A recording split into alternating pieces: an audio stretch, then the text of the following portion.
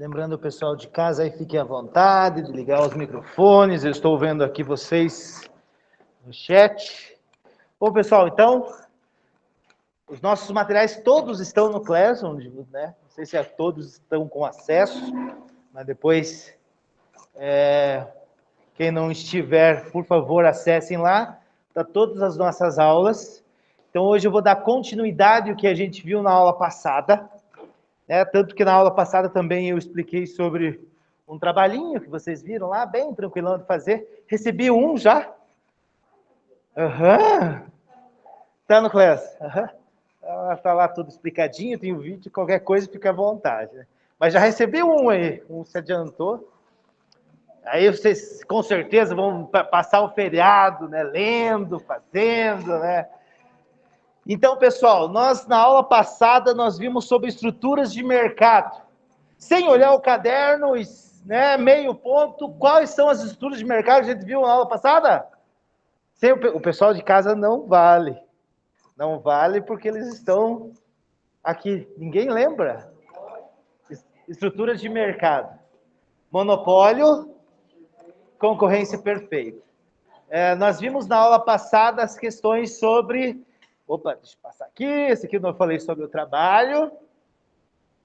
Está tudo lá explicado para vocês no Class. O Estado, só recapitulando o que a gente viu na aula passada, né? A gente falou sobre o Estado em defesa da ordem econômica, porque nós sabemos que na economia ele tem um livre mercado, ou seja, eu tenho o direito de consumir aonde eu quero. Eu tenho o direito de produzir aonde eu quero. Lógico, dentro da economia, nós temos uma palavra que se chama ceteris paribus. Se as coisas estiverem normalizadas, perfeito, mas a gente sabe que não é assim. Na teoria é uma coisa e na prática é outra. Vamos lá, eu não sei plantar alface, eu vou ali no Superpão, pego uma cartelinha de alface e vejo atrás da cartelinha modo de usar, né? Como que eu planto um alface? Daí ele mostra que você tem que fazer um buraco, colocar uma semente do alface no buraco, cobrir o buraco, regar e você vai ter uma linda pé de alface. Você sabe que não é assim? Porque chove demais, chove menos. Gira demais, gira de menos. E dentro dessa questão da livre economia, da ordem econômica, o Estado, em alguns momentos, quando eu falo Estado, o governo, tanto em ordem da União Federal, Estadual e Municipal, esses jovens, né? O Estado, ele interfere. O ano passado, ele interferiu como? Auxílio emergencial. Em alguns momentos, subsídios de impostos aos empresários, porque precisa influenciar a produção, precisa influenciar o consumo. Lá em 1930, vocês lembram em história, a crise do café. O governo foi lá e comprou o café dos produtores, mas depois queimou. Então, em alguns momentos, o Estado ele interfere na ordem econômica, logicamente, para beneficiar. Mas beneficiar quem? Ele mesmo, muitas vezes. Porque lembram lá dos agentes econômicos?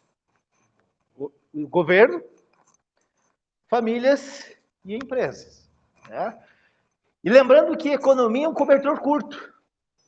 Se eu ajeito o consumo da população, as empresas elas são prejudicadas. Se eu ajeito as empresas, o consumo ele é prejudicado. Por quê? Porque nós temos uma tal de lei de oferta e demanda. A lei de oferta somos nós como produtores de alguma coisa. Lembrando que essa oferta que eu falo em economia não é a oferta do marketing e da administração. Aquele pague 2 e leve 19. Não é isso? A oferta em economia é quando você produz algo.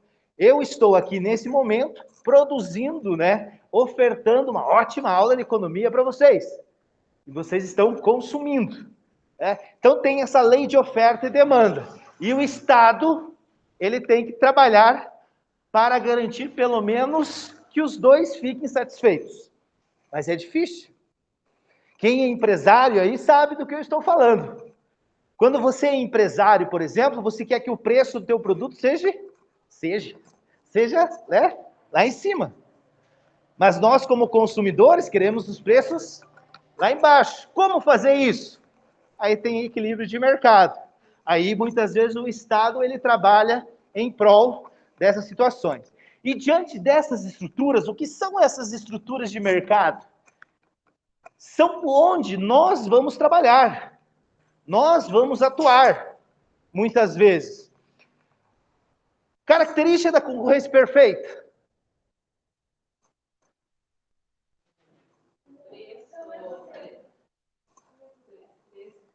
Isso, os preços parecidos.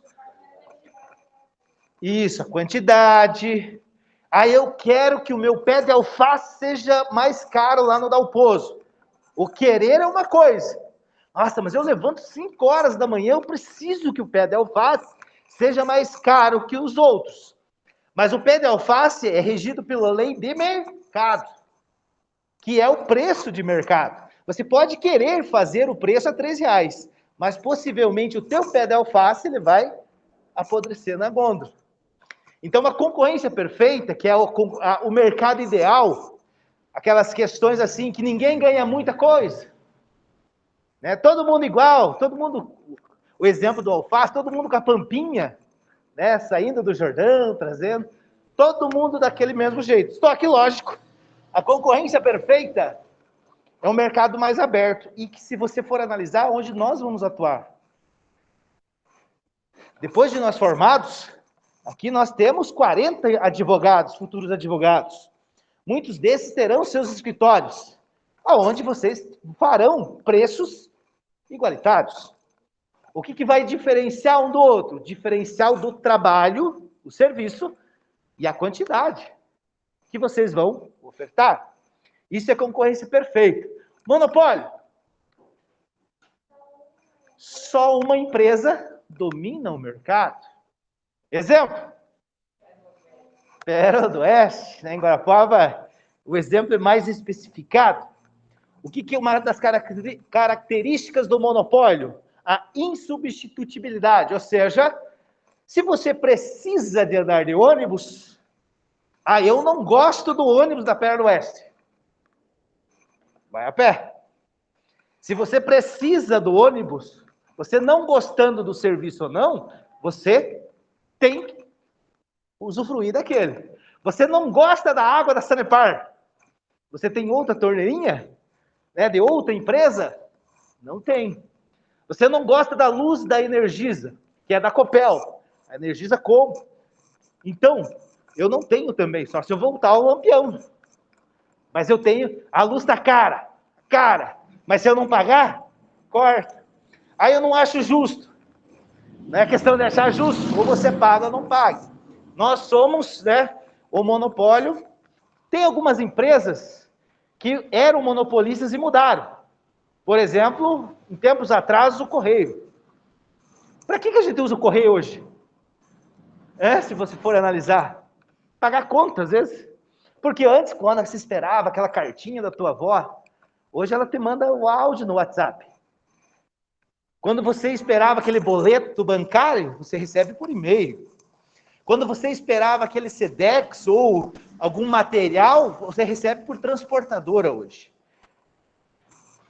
Há uma discussão muito forte, sempre, né, de privatizações. Se é correto ou não é correto, se é certo ou não. Algumas coisas foi comprovadamente comprovado é bom, né? Comprovado que dá certo, que é negócio. Os Correios hoje é quase por exemplo, uma instituição falida. Tanto que é umas preocupações de quem é funcionário do Correio. Tanto que há, até em Guarapuava aqui, agências do Correio franqueadas, que antes não tinha. Vocês são mais jovens, antigamente era só os Correios. Hoje nós temos agências franqueadas. Isso é negócio. São coisas que a gente vai percebendo, né?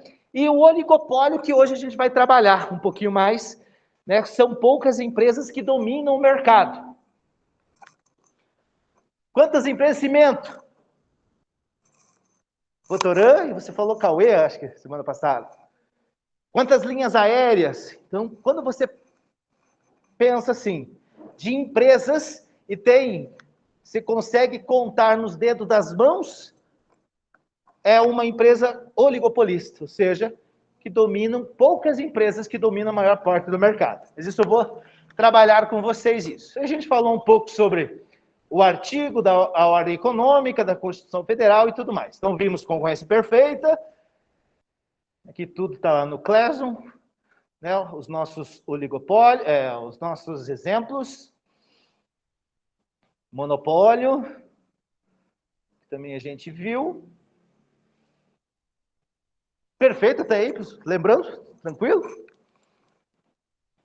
O Petrobras, que é uma empresa, né, monopolista. Ah, mas tem os Poço Shell, Poço Texaco, não sei se tem Texaco, mas essas são bandeiras, né? Mas o combustível, ele vem lá da Petrobras. Então, eu não gosto da gasolina Petrobras. Então, vai usar outro combustível, né? Que não seja da Petrobras. E hoje, pessoal de casa, beleza? Alguma dúvida? Aqui até agora só relembrei o que a gente viu na aula passada. Tudo certo. Beleza. Então hoje, pessoal, oligopólio. Então vimos o monopólio, é uma empresa que domina o mercado. Concorrência perfeita, que é o mercado ideal, onde todos têm a mesma fatia. Agora, o oligopólio. No Brasil, a maioria das empresas, o Brasil é altamente oligopolizado. Como eu falei, pensa em cimento, é 1 ou 2 ou 3. Pensa em linhas aéreas, 1 ou 2 ou 3. Pensam em carros, indústria de carros. Por mais que tenhamos várias linhas, mas hoje no Brasil ainda é 4. Quais? Não, carros, automóveis. Volkswagen, Ford, Chevrolet e Fiat. A Renault está entrando agora, mas ainda em pesquisas, né? Em pesquisas de mercado, ainda essas 4 que são as mais vistas e as mais lembradas ainda. Mas lá a gente tem hoje Hyundai, a gente tem Honda, né? Tanto que, se puxar um pouquinho a história brasileira, lá em 1990, o presidente Fernando Collor de Mello, vocês não conheceram, pouca gente conheceu aqui, nem vou, né, me estender muito, né, Kelly? Deixa estar, né?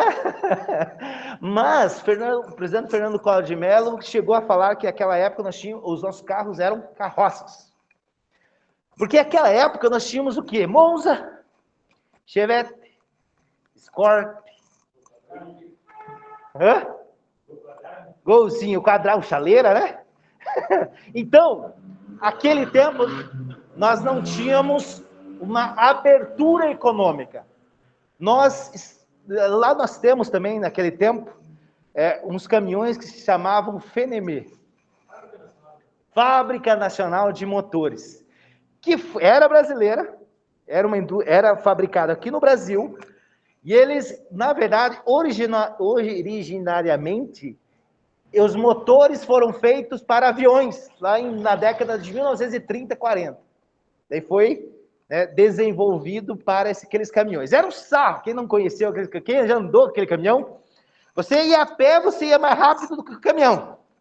Mas, com relação à resistência, Brasília diz que teve muita madeira aqui de Guarapuava sendo levadas por esse FNM. Então, depois vocês veem no Google aí, veja. Então, naquele tempo, 1990, nossa, a gente fala naquele tempo, pensa lá, o nosso mercado, a nossa economia era fechada, ou seja, a gente consumia o que a gente só tinha que produzir aqui mesmo. Quixute, Bamba.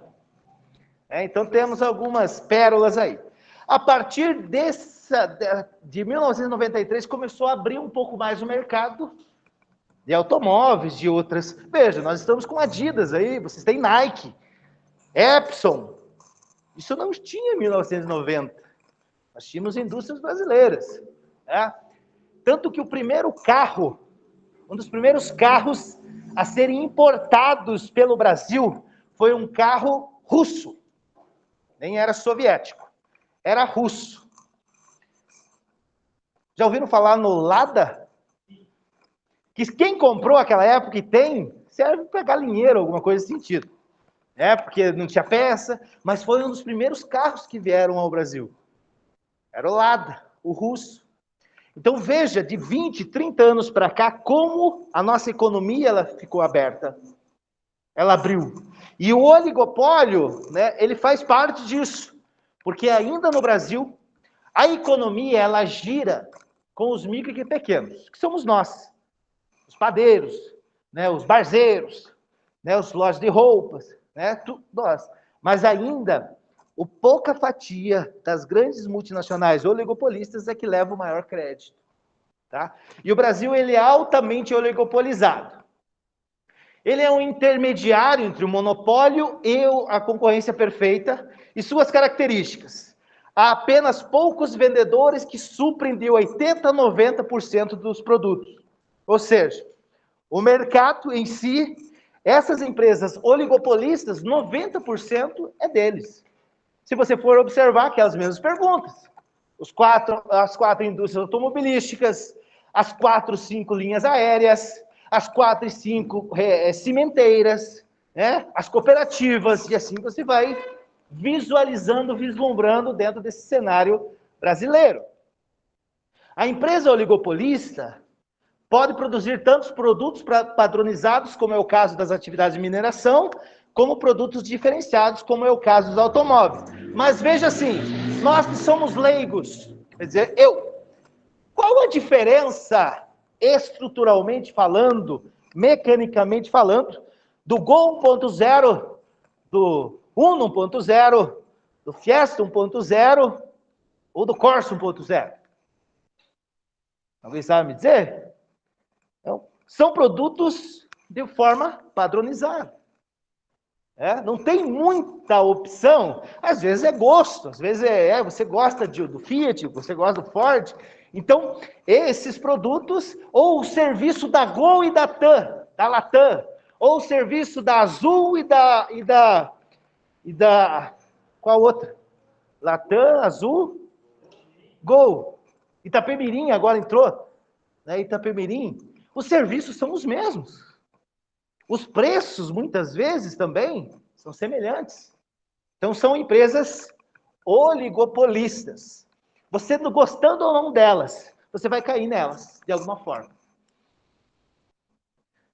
Como são poucas empresas produtoras, o controle sobre o preço do produto é grande. Aqui que entra vocês, da área jurídica. Possibilidade de acordos conluios e formações de cartéis.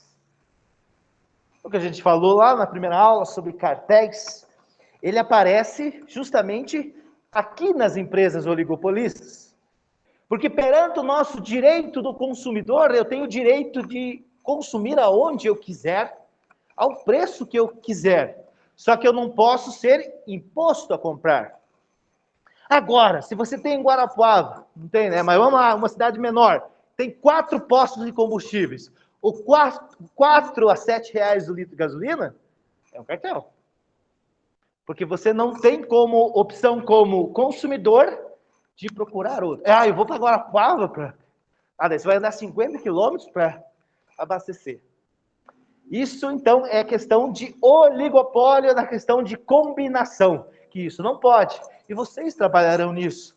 Vocês vão atuar em empresas no qual, muitas vezes, vão ser atacadas, ou vão ser processados por isso, ou vocês vão defender consumidores que são lesados por isso, diante dos cartéis.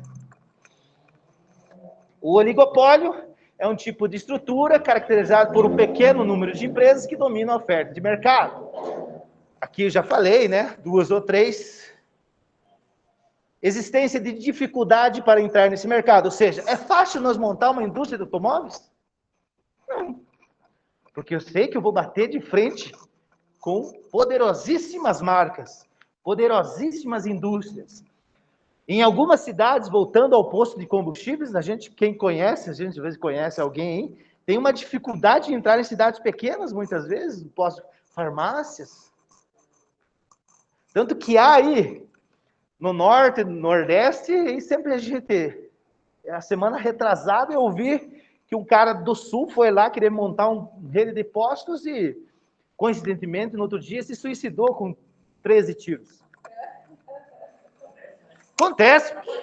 Às vezes o primeiro não acerta direito, né? Mas brincadeiras à parte, infelizmente acontece. A gente pensa que nesses arredores aí. Então há grupos muito fortes disso. Infelizmente, né, diante disso, dentro desse cenário, a gente está falando uma livre concorrência na economia. Nós temos o direito, eu quero montar um posto de combustível, eu quero montar uma empresa, você tem um livre arbítrio para isso. Mas diante da prática, nós temos todos esses impedimentos muitas vezes. Da mesma forma que no monopólio, existem barreiras que impedem a entrada e saída, beleza? Então aqui eu trouxe, né, as 4 marcas de automóveis, beleza? Então isso é oligopólio, né? Então aqui eu trouxe um quadro no qual a gente traça, né, as principais características de cada uma estrutura. Por exemplo, você tem a estrutura da concorrência perfeita, muitos compradores e muitos vendedores. Lembre sempre do alface. Tem muitos produtores de alface, muitos compradores. O que um difere do outro? É a quantidade. Eu vou escolher um tipo de alface como consumidor? Eu vou pelo preço. Já a estrutura do monopólio, um único vendedor. Eu, muitas vezes, sou refém dessa empresa monopolista. O oligopólio, pequenas quantidades de grandes empresas, ou seja, poucas empresas que dominam o mercado. Sobre o produto, na concorrência perfeita, é homogêneo, ou seja, tem uma semelhança. No monopólio, não tem. Se eu tiver que usar transporte coletivo em Guarapuava, eu não tenho outra alternativa, se eu não querer vir de Uber, ou 99, ou com o meu carro. Eu tenho que vir com a Pérola do Oeste. E no oligopólio são iguais. O preço, na concorrência perfeita, depende do mercado, ou seja, da oferta e demanda dos produtos. O preço no monopólio, o vendedor é que estipula. Subiu o preço da passagem do Pérola do Oeste. Vou fazer uma manifestação na 15. Ele vai baixar? Possivelmente não. Porque ele é único. Não vai querer baixar. Oligopólio, concorrência, daí você trabalha em concorrência. O acesso, nós podemos entrar na concorrência perfeita? Sim, nós vamos trabalhar na concorrência perfeita. O monopólio é difícil e o oligopólio é difícil. Então, isso aqui é um resumo das características de cada um. Concorrência perfeita, monopólio e oligopólio. Beleza? Tranquilão? Então, vamos lá. Cartel. Agora, só falar um pouquinho mais sobre cartel, né, diante desse cenário. A gente falou um pouco. O cartel é crime. Ele é crime contra a ordem econômica, previsto no artigo 4º da Lei número de 1990. Trata-se da formação de acordo, convênio, ajuste ou aliança entre ofertantes, produtores ou vendedores de algum tipo de produto ou serviço, visando a fixação de preços ou quantidades vendidas ou produzidas. Então, o cartel é aquilo que nós falamos. Poucas empresas que fazem parte do oligopólio, elas vão o quê? Se formar e vão fazer acordos.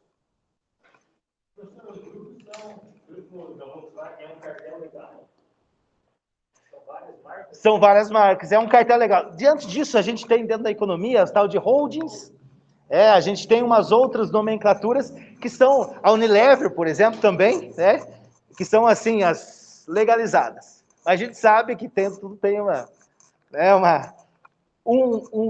como diz, até a página 2, né? Daí depois disso, mas tem algumas coisas que, lógico, a gente sabe que existe, né? Mas daí, juridicamente falando, ele se...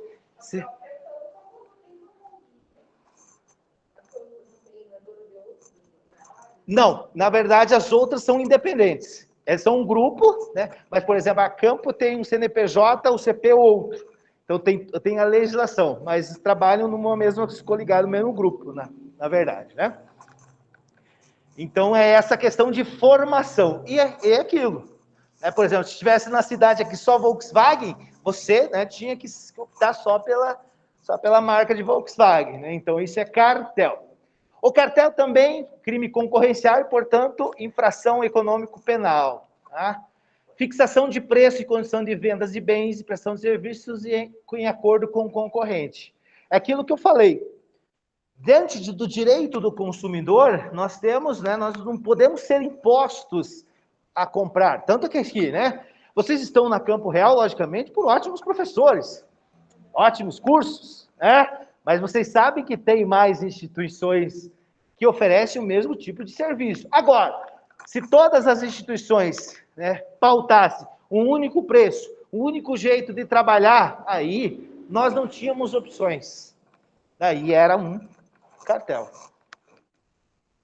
Obtenção de conduta comercial, né, entre concorrentes, divisão de mercados, combinar previamente preços ou vantagens em concorrência pública. Isso aqui é muito visto, né?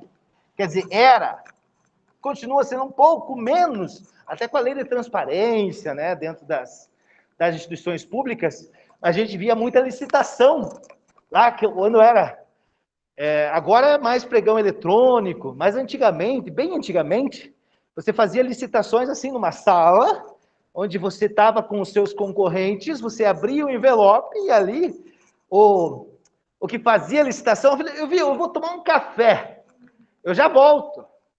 Daí ele saía, ficava as pessoas ali das empresas, daí começava a conversar. Viu, seguinte, baixa ali, tá? Aqui em Guarapuava? Que é isso. Tanto que acho que essa semana eu vi o prefeito de reserva, o ex-prefeito de reserva aqui, se não me engano, eu vi na Rede Sul, que ele vai ter que devolver acho que mais de R$1 milhão desvios, muitas vezes nessas questões de licitações. Então, a gente sabe que tem, né, essas coisas, mas lógico, depois de anos e anos que vai, né, mas a gente sabe que não pode, principalmente na concorrência pública. Por isso que eu falo para os meus alunos de administração e tudo mais, que falta, né, dentro disso também, é questão da gestão pública ter profissionais na gestão pública.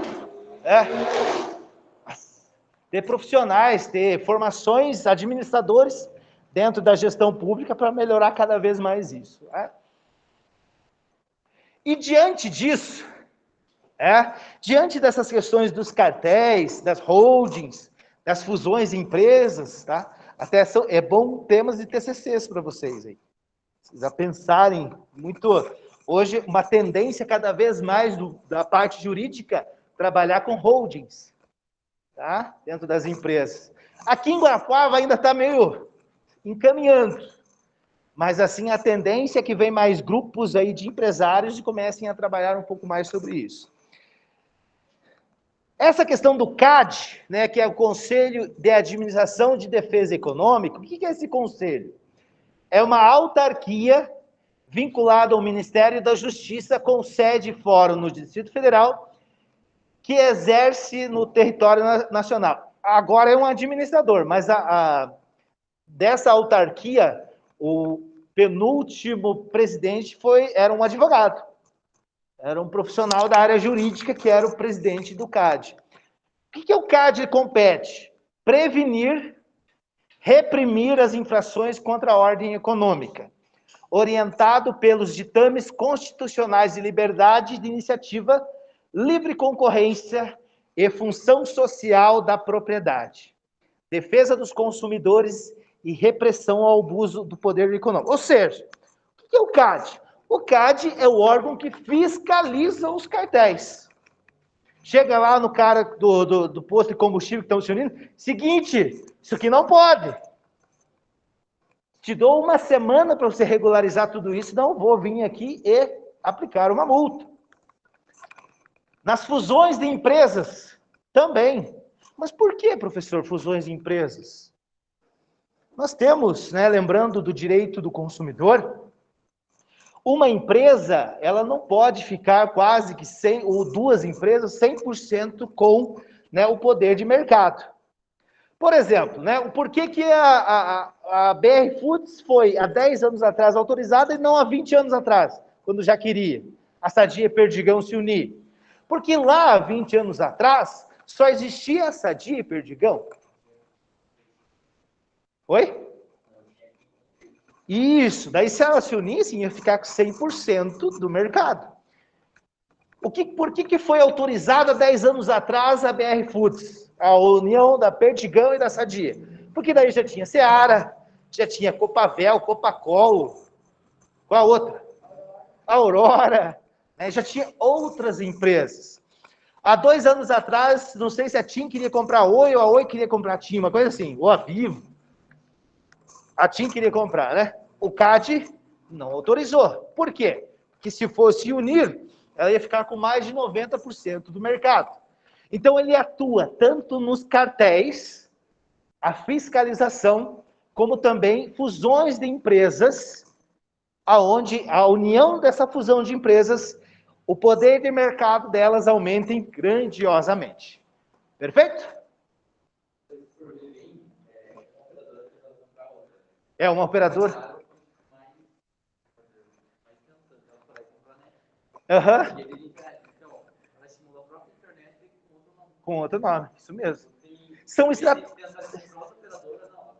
comprou uma repetidora de sinal de internet, de canais, né? Então, são estratégias daí que cada um tem ao seu favor. Lógico, a gente está falando sobre teoria, sobre leis, regulamentos, mas infelizmente a gente sabe que no dia a dia sempre há o jeitinho. Sempre há o jeitinho de burlar alguma coisa nesse sentido, tá? Então, esse é o CAD, tá? Perfeito. Então, o que a gente viu da aula passada até agora, não terminou a aula, não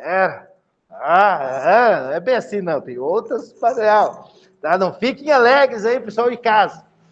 Mas, então, a gente viu a estrutura de mercado, né? Nós vimos a introdução à economia, o que era a introdução à economia, vimos as questões de estruturas de mercado, ou seja, nós vamos trabalhar em determinadas estruturas e o entendimento que o Estado, ele atua de alguma forma nesse bom andamento da economia. Mas que nem a gente falou do CAD, que é uma autarquia de fiscalização, infelizmente no Brasil, esses dias eu ouvi uma frase muito legal, que no Brasil falta fiscal para o fiscal, né? Digamos assim, o fiscal que fiscaliza o fiscal, né? Porque o fiscal muitas vezes fica assim, né? É corrompido e tudo mais com algumas questões, né? Então a gente viu estrutura de mercado, concorrência perfeita, monopólio, oligopólio, cartéis e CAD. Beleza até aí, pessoal? Tranquilo? Pessoal em casa, tranquilo até aqui? Tranquilo. Beleza. Então eu vou agora disponibilizar para o pessoal de casa um outro material que eu vou trabalhar hoje. Eu pensei que eu ia terminar esse na aula passada, mas não consegui. Tudo bem. Deixa eu só pegar aqui.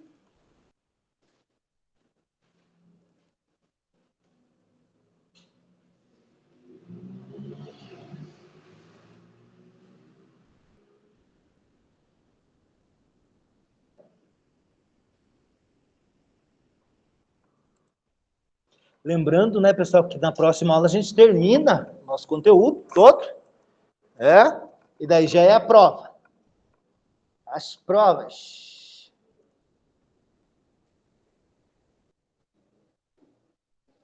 Deixa eu mandar no... Se conseguir mandar no WhatsApp, espera aí.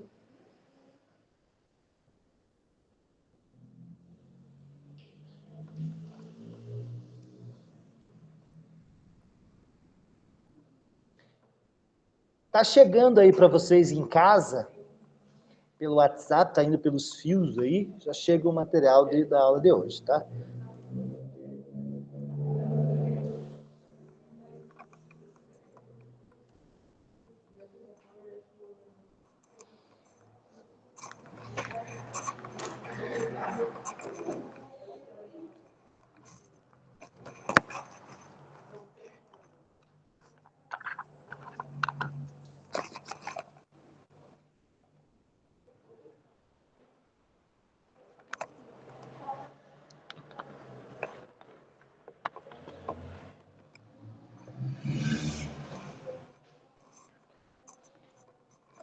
Bom, pessoal, para dar continuidade aos nossos temas sobre mercados, hoje eu quero trabalhar com vocês uma das questões até da concorrência perfeita, aonde nós trabalhamos oferta e demanda.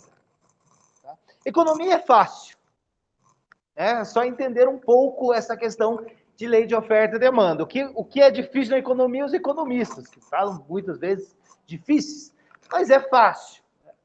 Porque a gente vai trabalhar hoje oferta, demanda e equilíbrio de mercado. Oferta, o que é? Então, oferta é você quando produz algo. Você produz um produto ou serviço, você disponibiliza às pessoas. Por quê? Qual que é o conceito de economia mesmo?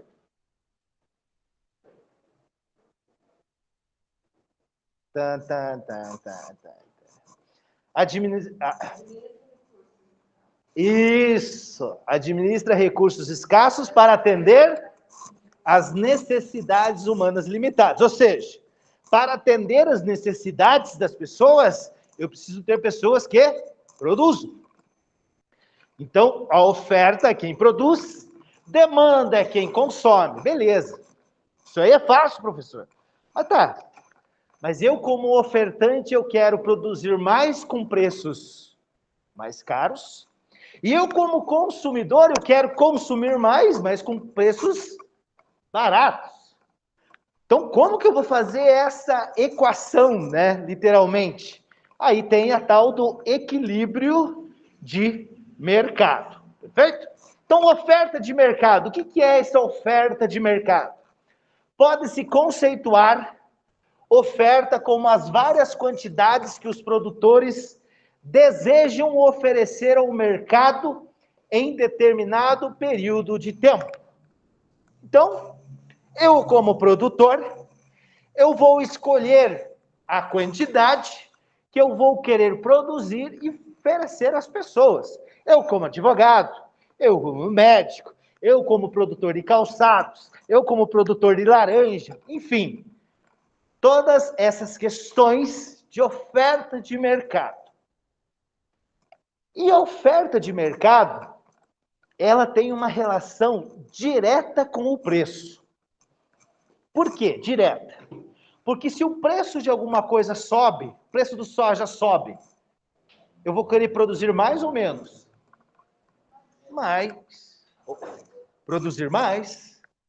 Agora, aconteceu alguma questão que o preço do soja caiu lá embaixo. Eu vou continuar produzindo a mesma coisa? Não.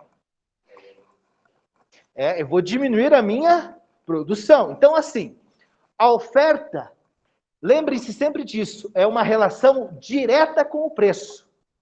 Se o preço subiu, eu vou produzir mais. Se o preço desceu, eu não sou louco, não vou continuar fazendo as mesmas coisas, não vou continuar produzindo as mesmas coisas por um mesmo período de tempo. E diante disso, né, nós temos alguns determinantes de oferta. O preço é o primeiro, que eu já falei para vocês. Né? Se o preço subiu de alguma coisa de mercado, eu vou produzir mais. Ah, se aumentou os honorários perante a OAB de trabalhos de advocacia. Cara, eu vou querer trabalhar de madrugada. Eu vou querer trabalhar no final de semana. Porque daí assim eu vou produzir mais. Eu vou ter mais retorno. Agora, se a OAB vê que tem bastante advogado, vai diminuir os honorários ou a tabela, cara, então eu vou dar um tempo, né? Não vou produzir tanto, né? Vou ficar um pouco mais tranquilão. Então, o primeiro determinante da oferta, da produção, é o preço. Os demais são os custos de produção.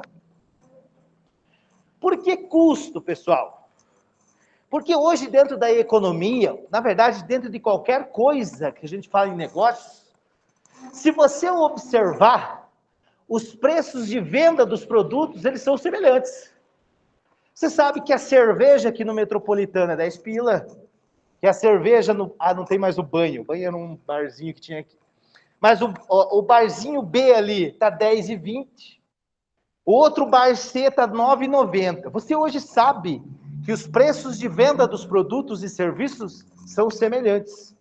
Aí eu pergunto, professor, mas como que eu vou ganhar dinheiro numa empresa? Diminuindo o custo de produção. Por que 6 lâmpadas assim que, olha, com 2 ilumina essa sala? Por que 3 turnos de trabalho se com 2 eu consigo? Né? Isso são custos. Então, quando eu falo em produção, oferta, eu estou falando sobre custos. Tá? Custos de produção. Ele vai influenciar direto ou indiretamente a minha produtividade de alguma coisa. Porque eu vou falar para vocês, dentro do custo de produção, quais as variáveis que vão modificar esse custo, ou aumentar ou diminuir. Por exemplo, mão de obra. Vocês acham que uma mão de obra qualificada, ela produz mais ou menos? Mais. Mas a gente sabe que a mão de obra qualificada, ela é cara. E vai aumentar o teu custo de produção, porque você vai produzir algo. Né? Então, veja, eu estou produzindo essa aula, eu sou extremamente caro para Campo Real. Quero de qualidade. Se fosse um outro professor, né, que fizesse essas coisas, aí ia ficar... Depende muito do mercado que nós vamos atingir. Vocês vão iniciar a profissão de vocês num escritório, vocês irão definir. Primeiro, qual o público que vocês vão atingir? E outra, qual a mão de obra que vocês vão contratar? Os capacitados? Mas você sabe, a capacitação, ela aumenta a produtividade, mas também ela aumenta o custo. Agora, se você for diante de um cenário onde você for mão de obra operacional ou incapacitada, você não precisa a capacitação, você sabe que você vai ter um custo de produção menor. Então, a mão de obra, ela hoje, ela influencia muito o custo de produção. Tanto que se você for observar hoje na área jurídica, muitos de vocês atendem, né? Pessoas, muitas vezes, são demitidas, mas que elas são demitidas porque as empresas hoje, elas estão contratando terceirizadas. Porque hoje não compensa, para algumas empresas, você ter funcionário.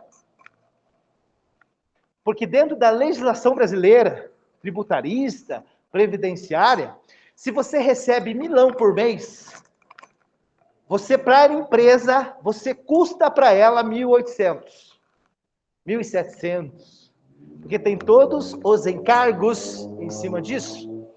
Tanto que, se você observar, tem algumas empresas aqui na região que trabalham com terceirizações. Agrária. A portaria da agrária não é funcionários da agrária, e sim de empresas terceirizadas. A refeitório, terceirizado.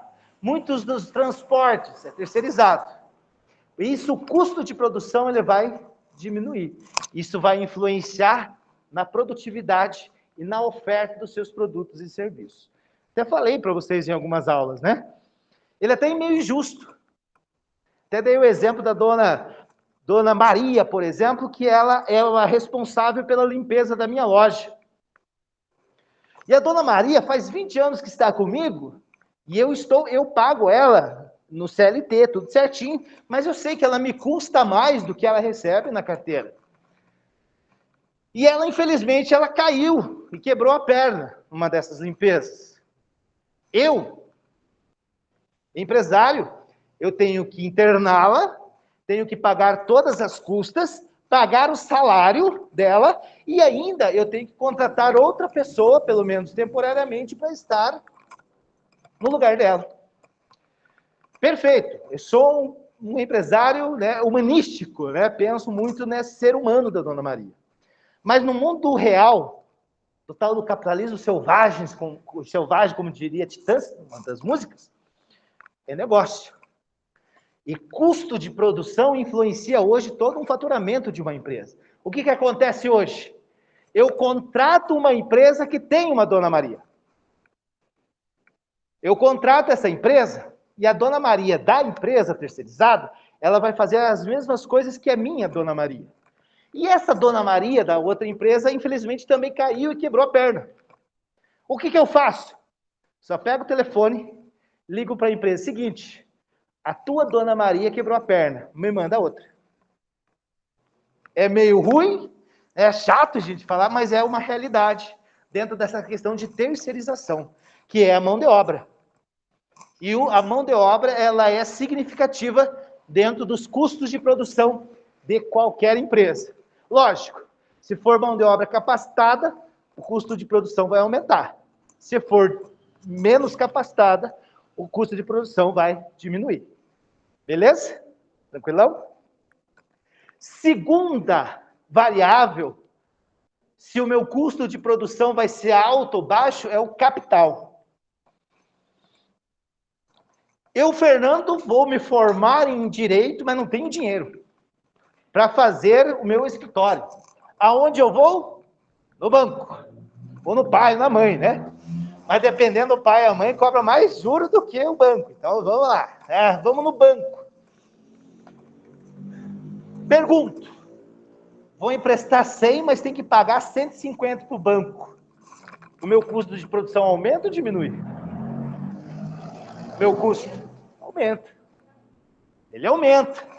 Agora, eu ganhei na Mega Sena. Vou investir no meu escritório. Meu custo de produção aumenta ou diminui? Diminui. Por quê? Porque eu, com o dinheiro na mão, que eu não preciso pagar juros, eu negocio. Eu compro à vista. Eu compro coisas melhores. Eu negocio um aluguel de uma sala mais barata, porque eu vou antecipar. O meu custo de produção, ele vai diminuir. Quando eu falo em custo de produção, pense em tudo que vocês, depois que abrirem o escritório, vão ter que custear. O custo fixo, por exemplo, faça chuva, faça sol, aluguel, faça chuva, faça sol, a luz, faça chuva, faça sol, outros encargos. Então, diante disso, ele aumenta ou diminui através de acesso a capital. Se eu vou ao banco, ele fica mais caro. Se eu ganhar na Mega Sena, ele fica mais barato. Perfeito? Terceiro, matérias-primas. Matéria-prima para que eu possa produzir, se estiver cada vez mais alto, for pautado num produto importado com relação ao dólar, ele fica mais caro. Agora, se é uma matéria-prima onde eu faço na minha casa e eu vendo ainda isso, ele fica mais barato. Então, o meu custo de produção, ele aumenta ou diminui de acordo com a matéria-prima que eu for utilizar. Eu vou lá com o meu escritório de advocacia. Qual a matéria-prima que eu vou utilizar? A matéria-prima dentro do escritório de advocacia, muitas vezes, a gente fala em mão de obra. Eu pego estagiários, mas que são competentíssimos. Ou seja, é uma matéria-prima barata que vai me dar retorno. Agora, se eu começar já o meu escritório com uma matéria-prima ou mão de obra especializada, eu sei que o meu custo de produção ele vai aumentar, porque eu vou ter que pagar salários, honorários e assim por diante. Mas eu sei também que eles vão me dar retorno. E o último e não menos importante variável do custo de produção, o governo. Como? Tributos. Tributos. Nós sabemos, né, que o governo, de uma forma ou de outra, ele aumenta o preço de um produto, não que aumenta o preço de um produto. Por exemplo, assim, os últimos aumentos da gasolina não foram pelo produto, e sim pelos impostos. Tanto que há uma discussão entre o governo federal e alguns estaduais com relação à taxação, né, de ICMS e tudo mais. Então, o governo, de alguma forma, ele influencia o meu custo de produção. Ele precisa de dinheiro. Como que o governo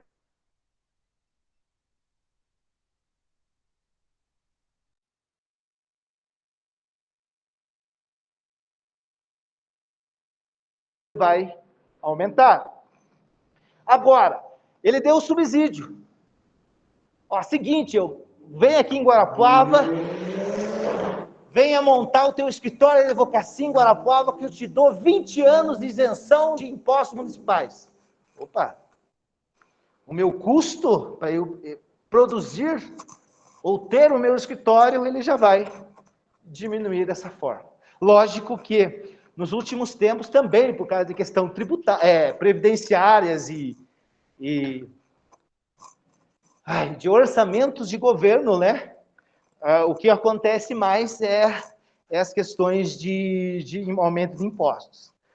Até se vocês já falei isso do impostômetro.com.br para vocês? Não? Tiverem curiosidade, entre em impostômetro.com.br nesse momento, que é um site aonde te mostra, nesse exato momento, quanto que o Brasil ele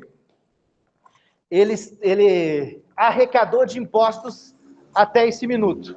Alguém pode fazer essa gentileza para mim? impostômetro.com.br, que é um site onde tem a Associação Comercial do Estado de São Paulo. Ele tem um portal onde ele mostra cada minuto, cada segundo. impostômetro.com.br. E me digam o valor que está nesse momento.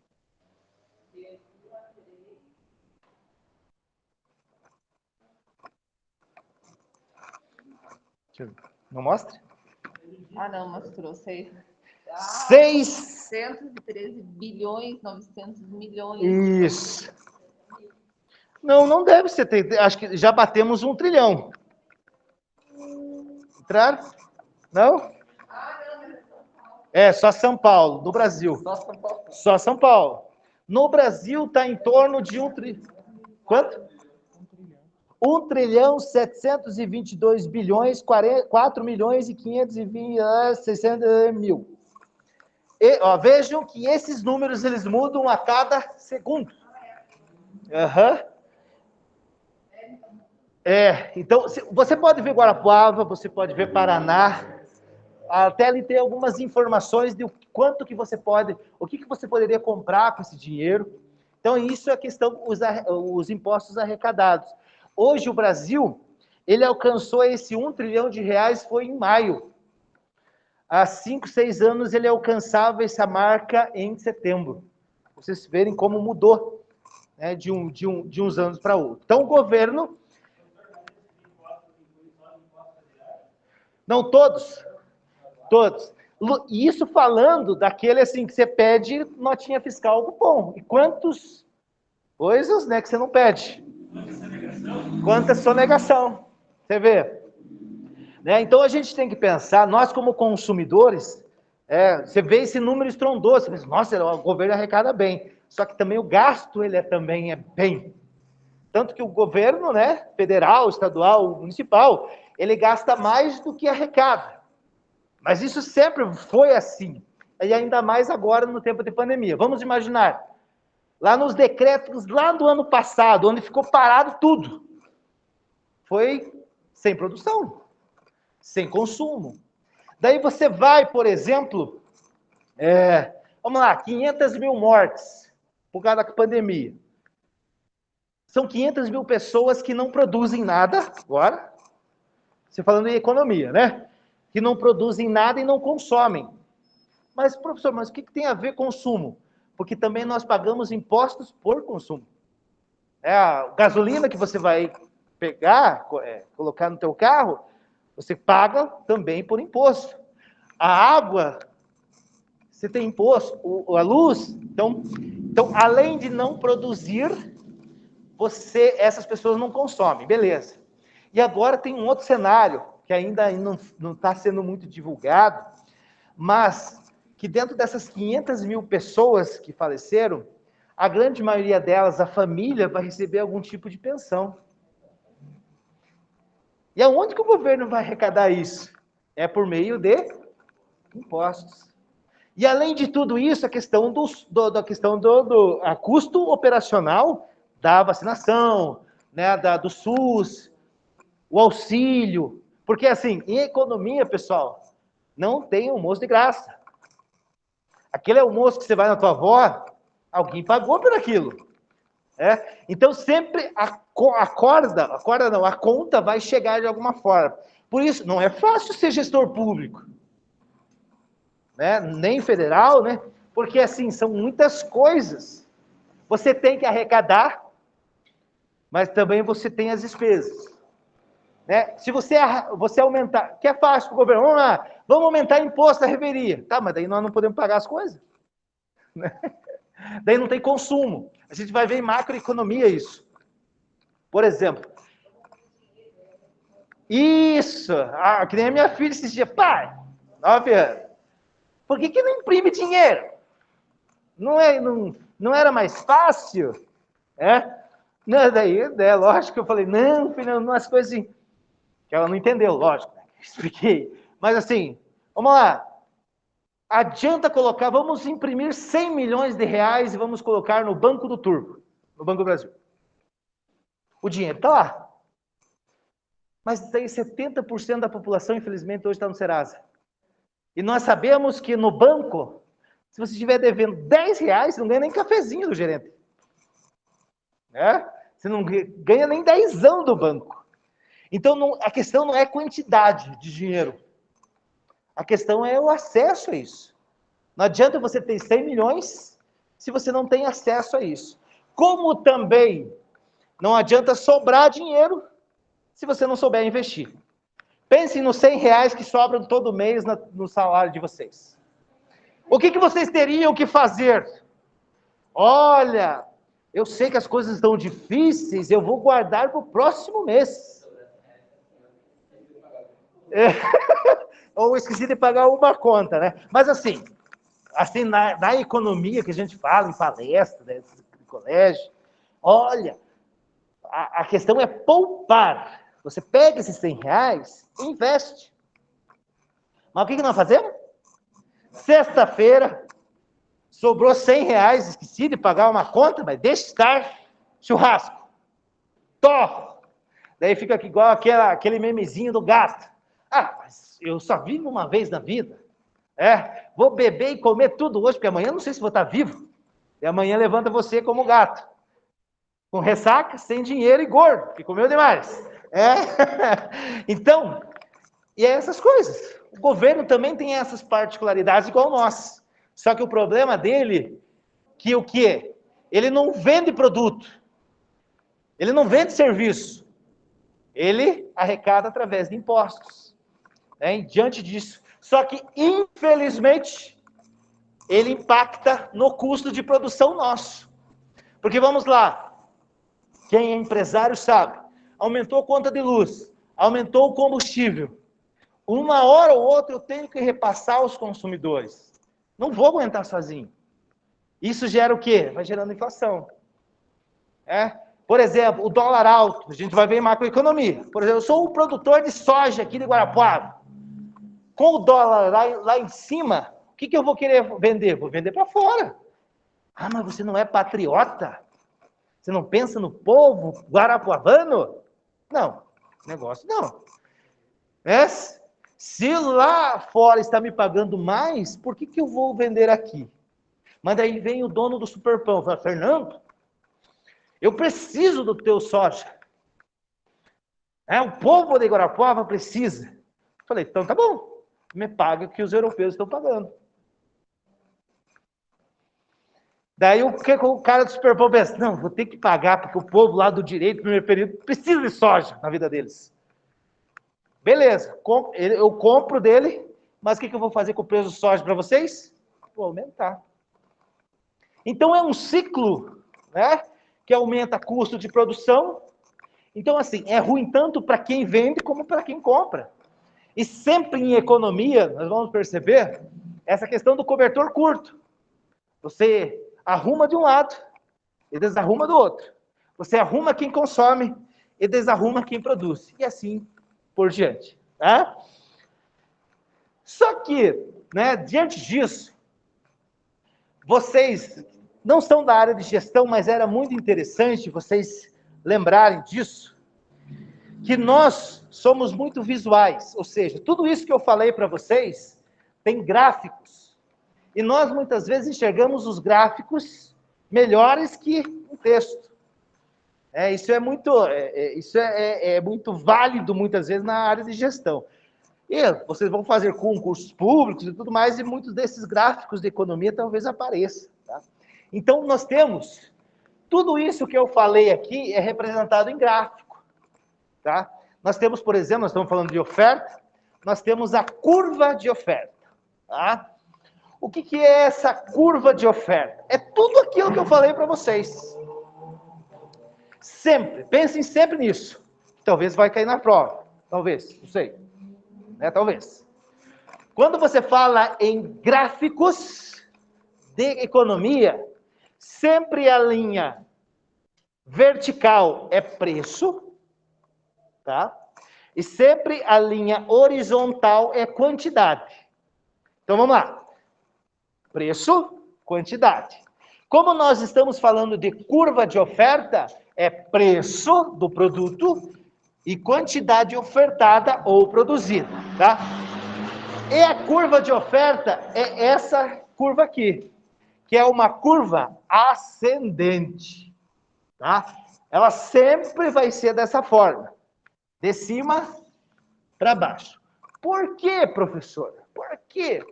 Lembra de uma característica que eu falei para vocês? Qual que é o primeiro determinante da oferta? Preço. Então vamos lá. Vamos imaginar aqui, veja. Vamos imaginar que eu sou um produtor de cerveja. Agora quase 10h10, vamos começar a pensar na cerveja daqui a pouco. Eu sou um vendedor de cerveja, o produtor, eu estou vendendo a cerveja, a latinha de cerveja, R$5.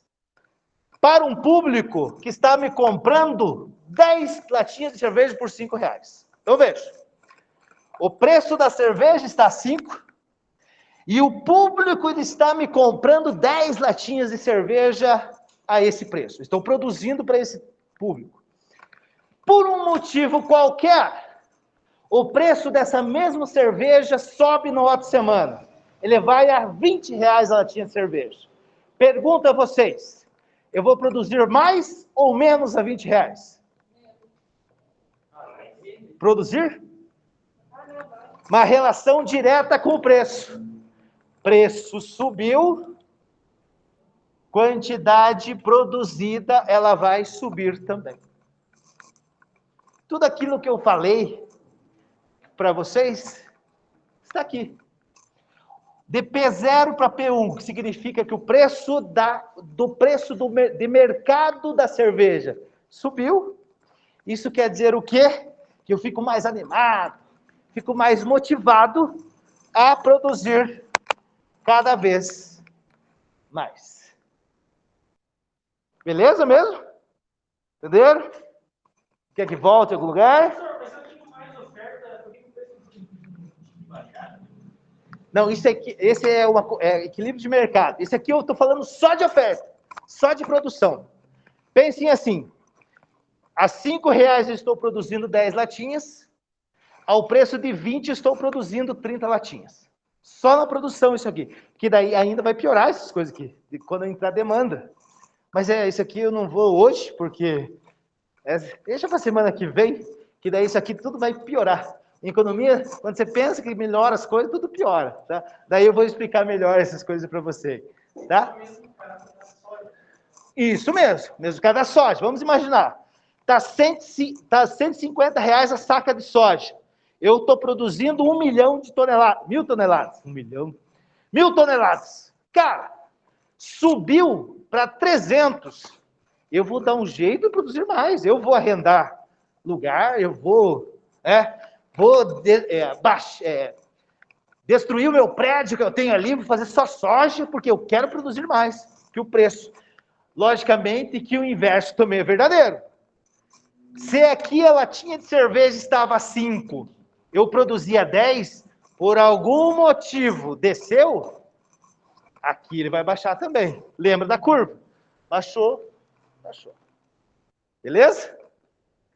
Ou mais ou menos?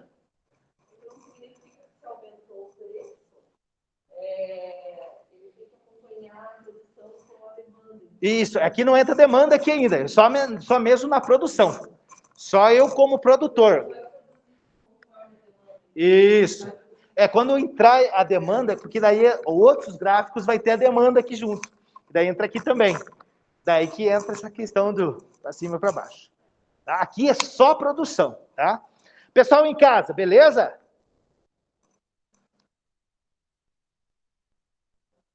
Sim, professor, tranquilo.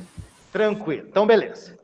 Então, aqui para terminar, lembra que nós tínhamos outros determinantes da curva de produção, da produção. Tá? Aqui só vou explicar aqui, porque essa curva ela pode se movimentar. Por exemplo, diminuição da oferta, que quer dizer diminuição da produção. Quais são as variáveis mesmo de custo de produção? Mão de obra. Isso. Então vamos lá, eu como produtor da latinha de cerveja ainda, tá? R$ 5, eu estou produzindo 10 latinhas de cerveja. Por algum motivo daqueles, o meu custo de produção aumentou. Daí eu chamo, penso assim, mas o que eu vou fazer agora? O que vocês acham que eu tenho que fazer quando o meu custo de produção aumenta? Aumentar a produção ou diminuir?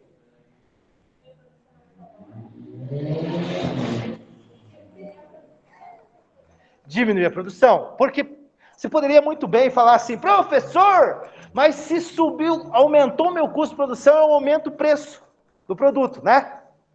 Só que daí entra uma outra situação, que é a concorrência.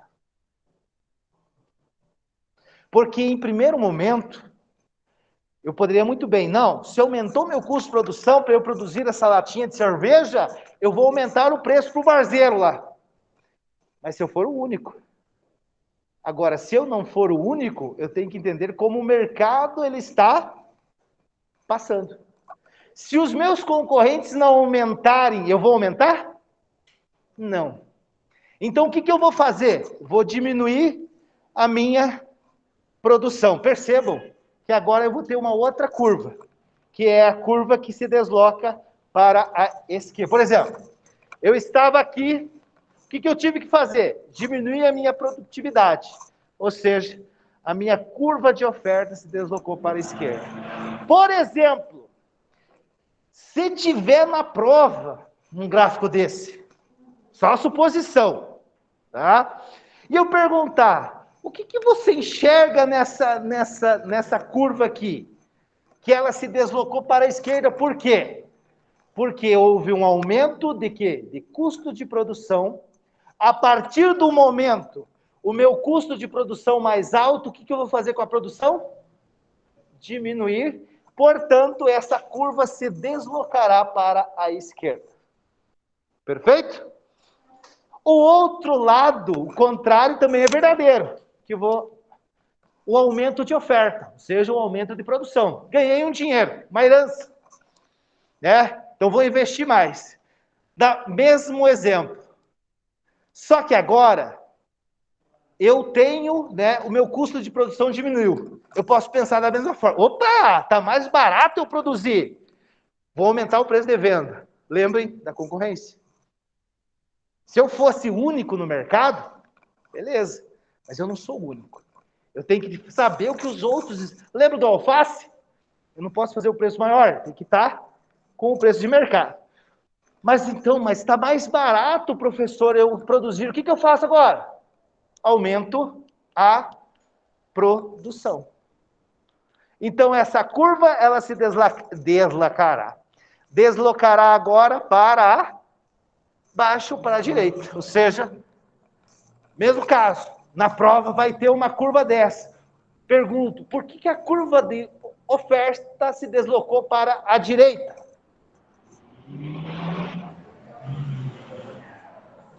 Oi?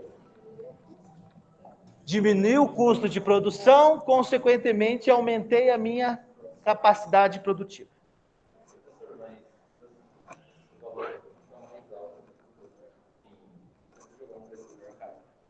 Mas tem muita gente que se segura da qualidade. Tem gente que fala, Isso. Não, daí não. Porque aqui eu estou falando num geral. Quando a gente fala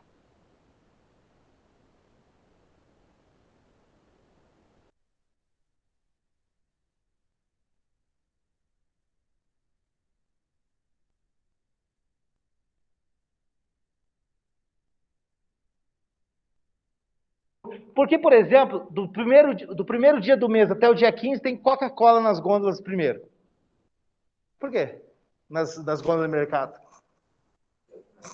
Que mais vende e porque o povo tem mais renda nesses tempos. Primeiro dia do útil até o 15º dia.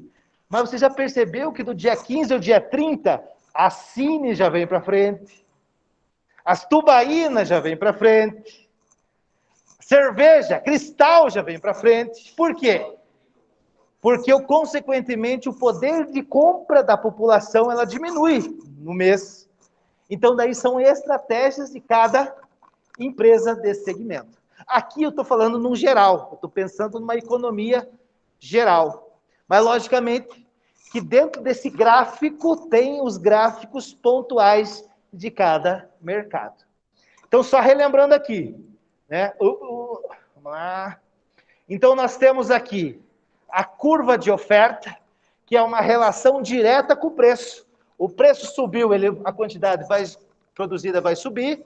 Se o preço desceu de mercado, lembra do soja? O soja não é você que faz o preço, é o mercado que faz. Se o preço descer, eu vou diminuir a minha produtividade. Se aumentar o meu custo de produção, eu vou diminuir a minha produtividade, consequentemente, eu vou ter uma outra curva, e se aumentar a minha produtividade, eu vou ter um deslocamento de curva. Beleza? Para uma sexta-feira, tá bom? Pessoal de casa, tudo tranquilo? Tudo. Beleza. Deixa eu só tirar um print aqui de vocês que estão em casa. Não, vou pegar o nome de vocês, que até entrar. Só deixa eu ver se o povo de casa tá aí, né? Se não tá dormindo. Peraí. Jaqueline, dá um oi. Oi, professor, boa noite. Tá bom. Isabelle. Boa noite, professor. Giovana. Oi, professor. Daniel. Boa noite, professor. Alexander. Presente, professor. Annelise. Presente, professor. Gabriel. Tô aqui. Mariana. Oi, Presente, professor. Agatha. Ah, tem duas Mariana, tá. As duas tá aí, então, beleza. As duas. Oi, Mari. Agatha. Presente. Caroline. Caroline. Presente. Ah, pensei que ia dar falta para você, cara. Taine. Taine. Valéria. Mariana. Mariana. Então, Taine, cadê você, Taine? Deixa eu tirar o print. Ah, Taine. Tirei o print. Pessoal de casa, obrigado, viu? Até a próxima semana. Obrigada, até. Professor, até a próxima Tchau, semana. professor. Até. Bom feriado!